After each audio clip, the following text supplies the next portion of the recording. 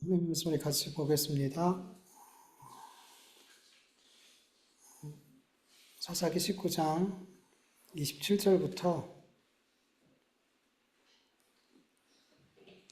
11절까지만 읽을게요.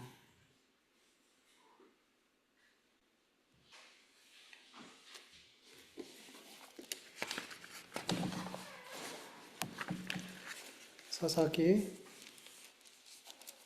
19장 27절부터 11절까지 교독합니다. 제가 먼저 읽겠습니다. 그의 주인이 일찍 일어나 집의 문을 열고 떠나고자 하더니 그 여인이 집 문에 엎드려져 있고 그의 두 손이 문지방에 있는 것을 보고 그에게 이르되 일어나라 우리가 떠나자. 아무 대답이 없는지라.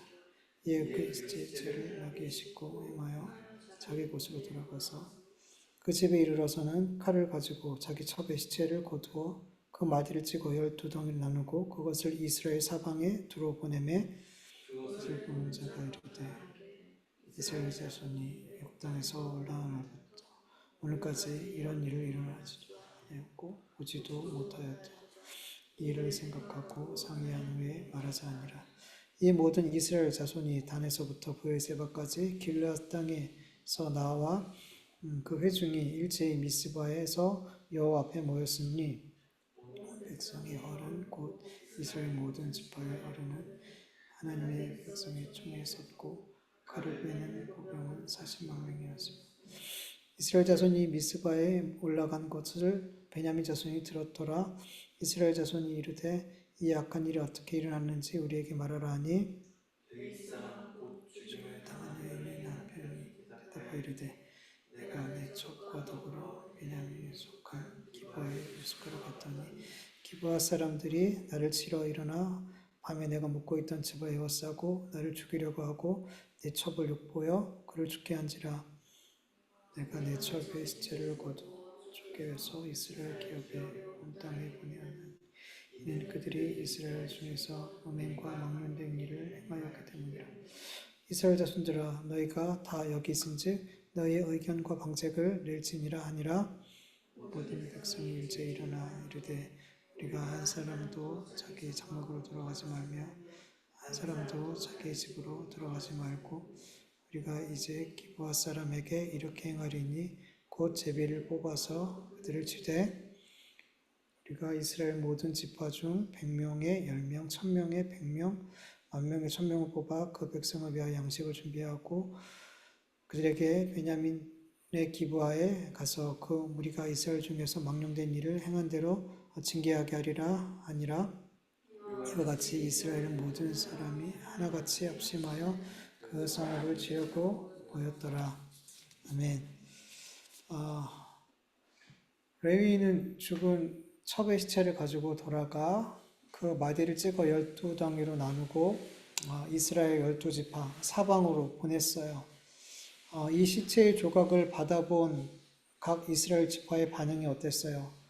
본문 19장, 사사기 19장 30절을 보면 이스라엘 자손이 애굽 땅에 올라온 날부터 오늘까지 이런 일은 일어나지도 아니하였고 보지도 못하였다. 이 일을 생각하고 상의한 후에 말하자.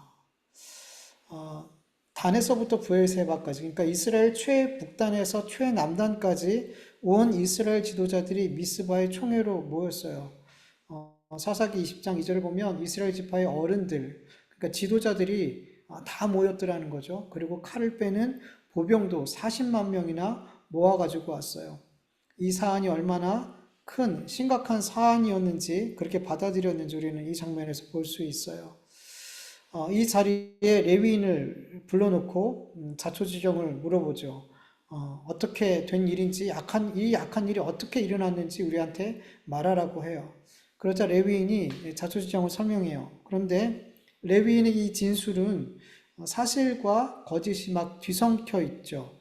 5절 말씀을 보면 기브아 사람이 나를 치러 일어나 밤에 내가 묵고 있던 집을 에워싸고 나를 죽이려 하고 내 첩을 욕보여 그를 죽게 한지라 라고 말하고 있어요. 우리가 지난번에 말씀을 나눴던 것처럼 자기와 자기 첩 분명 피해자죠. 자기는 피해자죠. 그리고 기브아 사람들은 가해자 분명히 맞아요. 틀린 거 아니에요. 그런데 기브아 사람은 기브아 사람들이 레위인을 찾아온 목적은 레위인을 죽이려고 온 게 아니죠. 그와 음행하려고 온 거죠. 그런데 자기 살자고 어떻게 했어요? 자기 첩을 강제로 그 기브아 사람들한테, 그 불량배들한테 내어줘서 밤새도록 그렇게 강간당하고 그렇게 모욕당하다가 죽지 않았어요. 살고 자기 집 주인이 있는 곳까지 찾아왔는데 살아 있었는데 그 남편이 레위인은 자기 아내가 어떻게 됐을지 걱정도 하지 않고 그냥 자버렸어요. 그래서 밤새도록 그렇게 그 집 앞에 누워 있다가 죽게 된 거죠. 그래서 엄밀히 말하면 기브아 사람이 첩을 음행하고 죽인 게 아니라 누가 죽인 거예요? 남편인 보호자 역할을 했어야 될 그 레위인이 사실은 그 첩이 죽는 데 있어서 가장 큰 일조를 한 거잖아요. 이렇게 이스라엘 사람들 앞에 레위인은 일방적으로 자기 편에서 또 거짓과 진실을 막 섞어가면서 그렇게 진술하게 됐을 때 이 말을 들은 이스라엘 사람들은 분노하면서 기브온 사람들과 그리고 기브아 사람들을 옹호하고 있는 베냐민 사람들과 뭘 결정해 버려요? 전쟁을 결정해 버렸어요. 앞에서 이야기한 것처럼 여호와 앞에 총회로 모였다는 건 엄청난 큰 사안이라는 거죠. 그런데 이렇게 엄청난 큰 사안에 있어서 거기서 어떤 결정을 하는 데 있어서 한 사람의 진술만을 듣고 이렇게 하면 될까요, 안 될까요? 그냥 개인과 개인이 아니라 이거 나중에 보면 알겠지만 한 지파의 운명이 걸려져 있는 이 엄청난 사안인데 단 한 사람의 진술만을 듣고 베냐민 사람들과 그리고 기브아 사람들 그 어떤 사람의 진술도 듣지 않고 이렇게 결정하는 건 율법이 아니었거든요. 신명기 19장 15절 보면 사람의 모든 악에 관하여 또한 모든 죄에 관하여는 한 증인으로만 정할 것이 아니요 두 증인의 입으로나 또는 세 증인의 입으로 그 사건을 확정할 것이며 이렇게 말씀하고 있어요. 근데 이 엄청난 일을 단 한 사람의 증인으로 모든 것을 판단하고 결정하더라는 거죠. 그리고 이 이스라엘 백성들이 이런 결정을 하는 데 있어서 가장 중요한 요소가 뭐였냐면 분노였어요. 분노라는 감정이었어요. 여러분 우리가 신앙생활하면서 하나님의 말씀에 자꾸 불순종하고 잘못된 판단과 결정을 하는 데 있어서 되게 많은 역할을 하는 게 뭘까요? 우리 감정이에요. 그러니까 부정적인 감정만 그렇게 하는 것 아니에요. 좋은 감정도 우리에게 하나님의 말씀과 하나님의 선하신 뜻을 묻지 않고 결정하게 만들어요. 좋은 감정이든 나쁜 감정이든 그 감정이 우리가 어떤 지배를 받게 됐을 때, 그 감정이 내 마음에 가득하게 됐을 때 우리가 하나님의 말씀을 묻지 않고 하나님의 말씀에 따라 결정하지 않고 그 감정에 따라 좋은 감정이든 나쁜 감정이든 그 감정을 따라서 결정하고 선택하는 일이 굉장히 많더라는 거죠. 그래서 여러분 야고보서 5장 13절에 보면 너희 중에 고난당한 자가 있느냐 그는 기도할 것이요 즐거워하는 자가 있느냐 찬송할지니라 라고 말씀하고 있어요. 여러분 고난을 당해서 슬프고 괴로울 때 주님 뭐라 그래요? 기도해라. 누구 앞에 나와서? 하나님 앞에 기도해라. 그리고 굉장히 기쁘고 즐겁고 행복한 일이 있어요. 어떻게 하라 그래요? 하나님께 찬송해라. 그러니까 우리의 희노 애락을 가장 먼저 누구와 함께 하라는 거예요? 하나님께. 우리의 감정을 내가 다스리는 게 아니라 하나님의 다스림 아래 우리의 감정까지도 둬야 된다라고 제가 종종 말씀을 나눈 적이 있어요. 그렇게 하지 않을 때 좋은 감정이든 나쁜 감정이든 결국 그 감정에 따라서 우리가 판단하고 움직일 수밖에 없게 되는 거예요. 우리는 그래요. 되게 약해요, 우리는. 우리의 의지가 강한 것 같죠? 아니, 우리의 감정이 우리의 의지를 너무 쉽게 무너뜨린단 말이에요. 그래서 여러분, 우리는 감정을 누구에게? 하나님 앞에 갖고 나가고, 하나님의 다스림을 받으려고 우리는 늘 애써야 되는 거예요. 왜냐하면 우리는 너무 감정적이기 때문에. 우리 인간 너무 감정적이고, 너무나 많은 감정들이 있어요. 그래서 여러분 이 감정들을 자꾸 내가 다스리려고 하는 게 아니라 그 감정들이 일어날 때 하나님 앞에 다스림을 받아야 될 줄 믿습니다. 그리고 이렇게 이스라엘 백성들이 한 사람처럼 이런 같은 결정을 하게 된 또 다른 중요한 이유는 뭐냐 하면 기브아 사람들과 같은, 그리고 기브아 사람의 죄를 덮어주고 있는, 용납하고 있는 이 베냐민과 같은 이 죄를 우리는 도저히 용납할 수가 없다라는 거예요. 이런 결정이, 이렇게 전쟁을 결정하게 된 데서 되게 중요한 것 중에 하나예요. 이 죄를 우리는 용납할 수가 없어. 맞죠? 이런 죄를 용납할 수가 없어요. 근데 문제는 뭐냐면, 이런 결정을 할 때, 이렇게 분노하며 결정할 때 그들 마음에 무슨 생각이 드냐면, 나는 저들과 달라. 나는 의로와. 나는 옳아. 이런 생각이 그들 모두에게 깔려 있었더라는 거죠. 그래서 온 이스라엘 백성이 마치 한 사람처럼 베냐민을 향해, 그리고 기브와 불량배들을 향해서 돌을 집어든 거죠. 너희는 사형이야. 너희는 징계받아야 돼. 사사기 20장, 우리가 읽지 않았지만 13절을 보면은 이스라엘이 베냐민 지파에게 기브아 사람들 곧 그 불량배들을 넘겨주어 우리가 그들을 죽여 이스라엘 중에 악을 제거하여 버리게 하라라고 이제 총회에서 베냐민 지파에게 말을 하죠. 근데 허락하지 않아요. 오히려 싸움을 준비하더라는 거죠. 베냐민 사람들이. 그들은 생각했어요. 이런 말도 안 되는 악은 이스라엘에 있으면 안 돼. 이 악을 그대로 되면 우리 모두의 죄가 돼. 그래서 이 기브와 불량배들을 반드시 죽여서 하나님 앞에 이 죄악을 없이 해야 돼. 그리고 모두 다 한 사람처럼 돌을 들었어요. 여러분, 사람은 다른 사람의 죄와 불의에 대해서 되게 분노할 때 굉장히 내가 의로운 사람이라고 착각할 때가 많아요. 여러분, 누가복음 18장을 보면 바리새인과 세리가 하나님 앞에 기도하는 장면이 나오죠. 바리새인은 눈을 감히 들어서 하늘을 쳐다보지 못하면서 가슴을 치면서 이렇게 기도해요. 하나님이여 불쌍히 여기소서, 나는 죄인으로소이다. 그렇게 가슴을 치면서 그 말만 반복하면서 기도하고 있어요. 그런 기도하는 모습을 옆에서 바리새인이 보면서 자기의 의로운 삶을 하나님 앞에 자랑하듯 기도를 하죠. 그러면서 마지막에 하나님, 제가 이 세리와 같지 않음을 감사합니다. 이렇게 기도하더라는 거죠. 여러분, 우리 인간은 악한 자들을 볼 때, 죄 지은 자들, 누가 봐도 죄인이라고 생각하는 그런 사람들을 볼 때 정죄하는 마음을 갖게 되면서 나는 저 사람과 달라, 나는 되게 의로워 라는 마음을 자기도 모르게 갖게 된단 말이에요. 근데 여러분, 이게 얼마나 교묘한 죄인지 몰라요. 우리 그리스도인들이 얼마나 많이 짓고 있는 죄인지 몰라요. 그래서 성경은 다른 사람의 죄에 대해서 정죄하라 그래요? 하지 말라 그래요? 하지 말라 그래요. 정죄하지 말라고 얼마나 성경에서 많은 부분 경고하고 있는지 몰라요. 우리가 다른 사람의 죄를 정죄하는 순간 나는 의롭다라는 착각을 갖게 돼요. 여러분, 우리가 의롭다라고 말할 수 있는 건 단 한 가지밖에 없어요.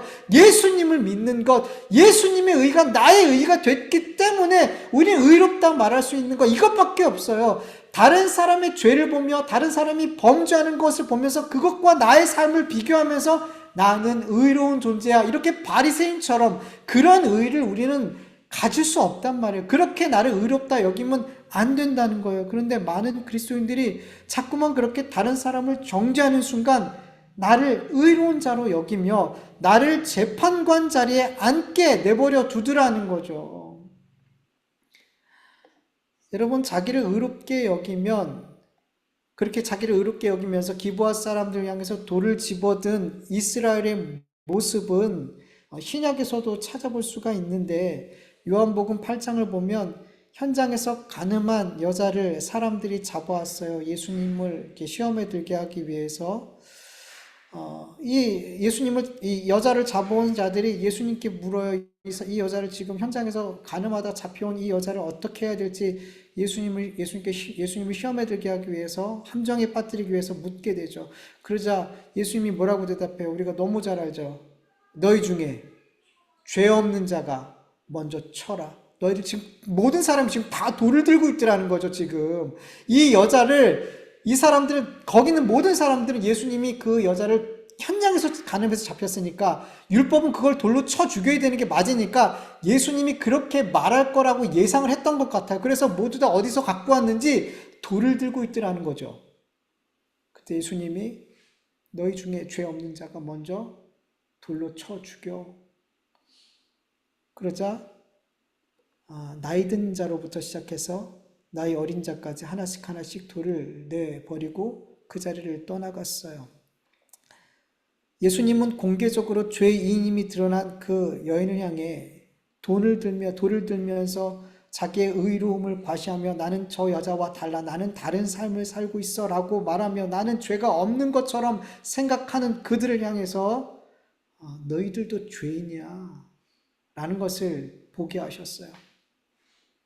그리고 그들이 다 나도 죄인이구나. 내가 돌을 들 수 있는 자가 아니구나 라고 그들이 스스로 인정하게 하시고 그 돌을 다 내려놓게 하셨더라는 거죠. 하나님은 이 베냐민이라는 이 가늠한 여인과 같은 이 베냐민을 통해서 결국 이스라엘 전체가 하나님께 죄인임을 드러나게 하시기 위해서 지금 이 모든 사건을 만들어가고 계신 거예요.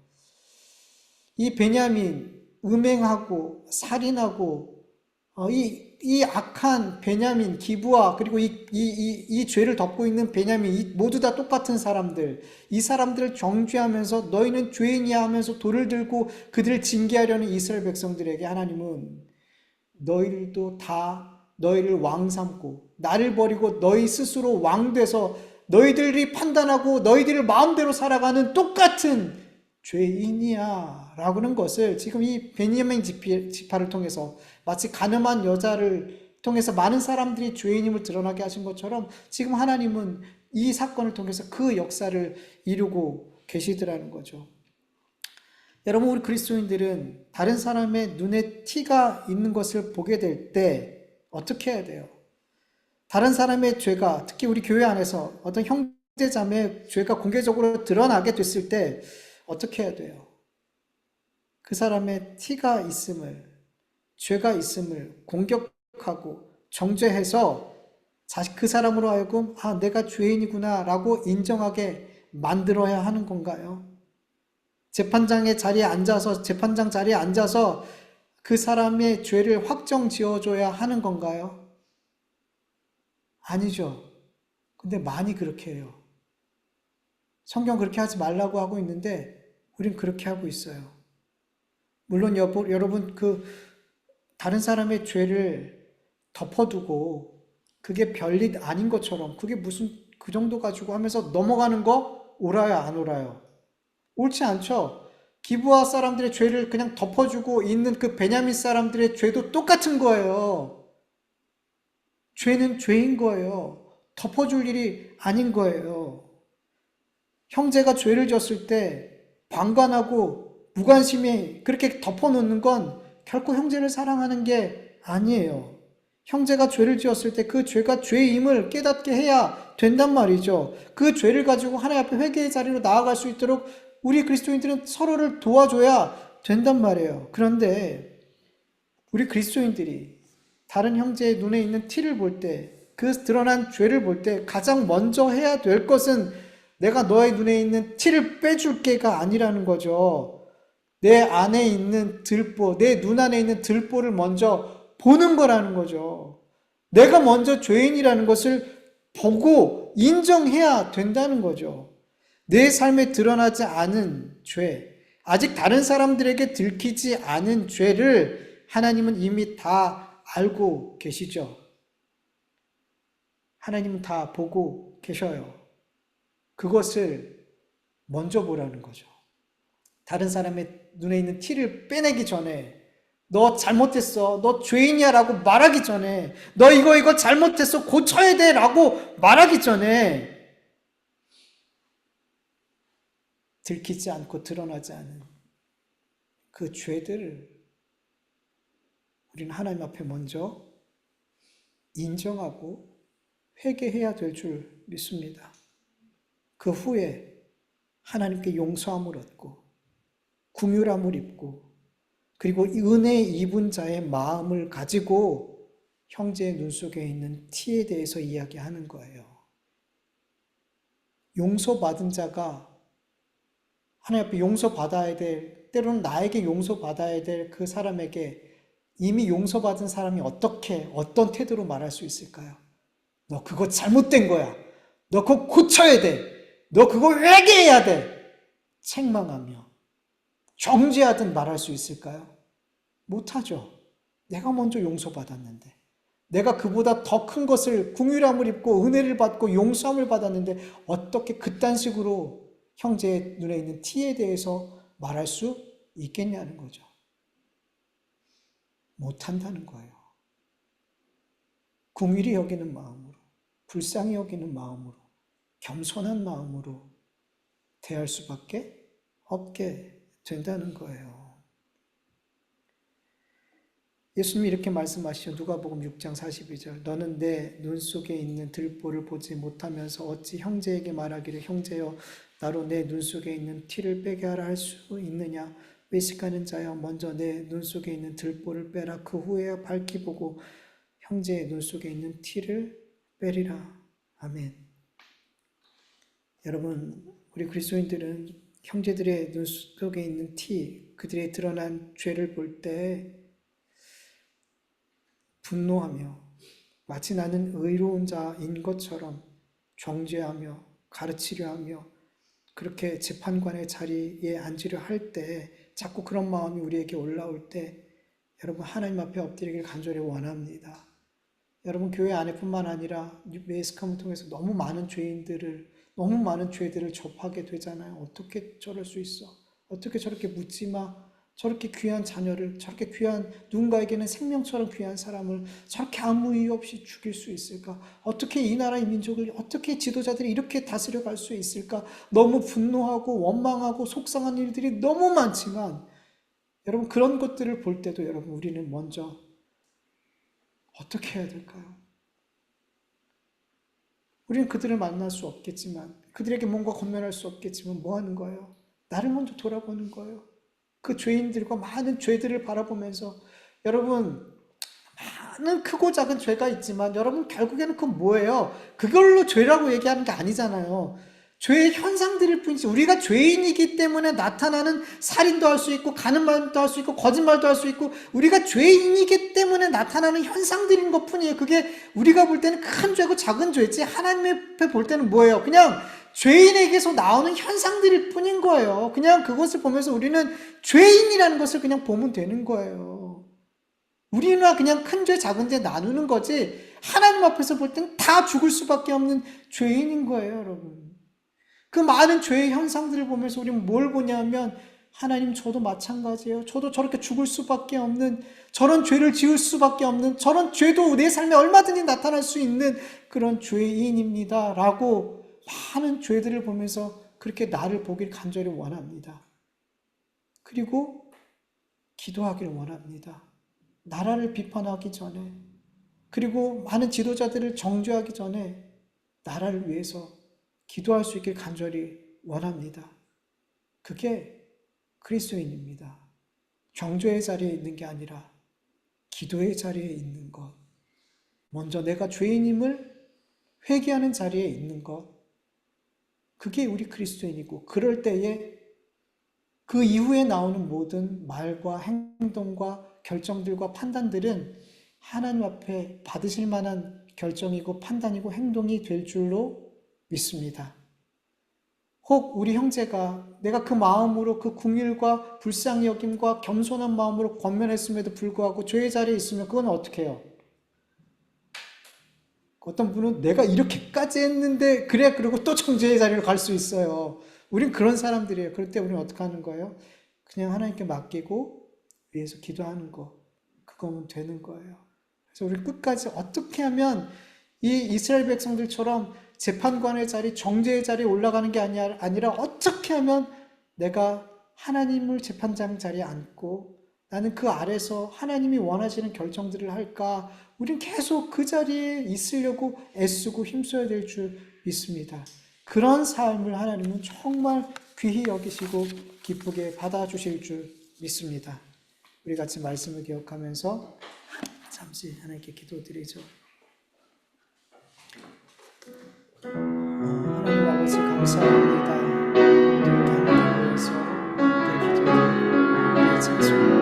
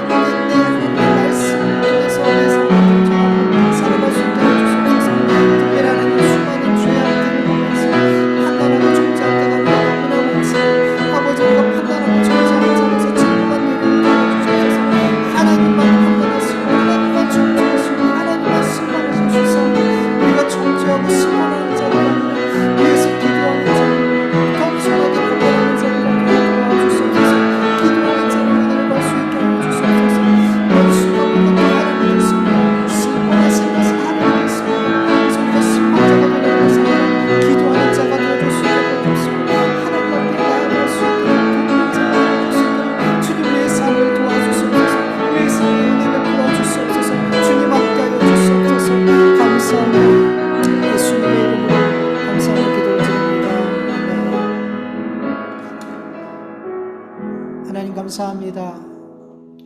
오늘도 우리의 예배, 우리의 기도와 찬송, 이 모든 것을 하나님 기쁘게 받아 주시옵소서.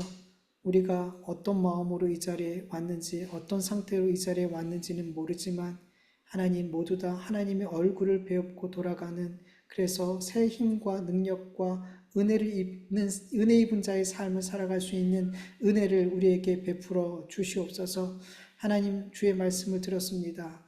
이 말씀들이 그냥 육신의 귀로 듣고 고개만 끄덕이고 끝나는 것이 아니라 이 말씀이 내 마음의 신비에 새겨져서 순간순간 내 삶 속에 이 말씀이 빛처럼 내 걸음을 인도하여 주시옵소서. 잘못된 길로 가지 않고 하나님이 정말 기뻐하신 그 길, 하나님의 선하시고 기뻐하신 뜻이 무엇인지 분명히 알게 하는 말씀이 되어서 내 삶을 정말 하나님 앞에 드려 하나님께서 기뻐하시는 삶으로 나아갈 수 있도록 이 말씀이 우리의 삶을 역사하여 주시옵소서. 하나님, 한 주간 또 살아갈 때 지치고 힘들고 피곤할 때가 많습니다. 많은 사람들과 엮이며 함께 살아가는 동안 정죄하고 판단하고 하나님의 자리에 서고 싶을 때, 그리고 심판하는 자리에 서고 싶을 때가 너무나 많겠지만 하나님, 기도하는 자리에 서게 하여 주시옵소서. 돕는 자의 자리에 서게 하여 주시옵소서. 그렇게 하나님이 기뻐하시는 자를 잘 지키며 살아갈 수 있도록 우리에게 은혜를 베풀어 주시옵소서. 주님께 모든 것 맡겨드리며 감사하며 예수님의 이름으로 기도합니다. 아멘. 주님 가르쳐 주신 기도로 예배 마치겠습니다.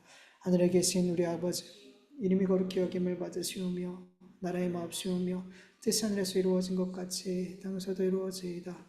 오늘날 우리에게 일용할 양식을 주옵시고 우리가 우리에게 죄 진 자를 사하여 준 것 같이 우리의 죄를 사하여 주옵시고 우리 시험에 들게 하지 마옵시고 다만 악에서 구하옵소서. 대개 나라와 권세와 영광이 아버지께 영원히 있사옵나이다. 아멘.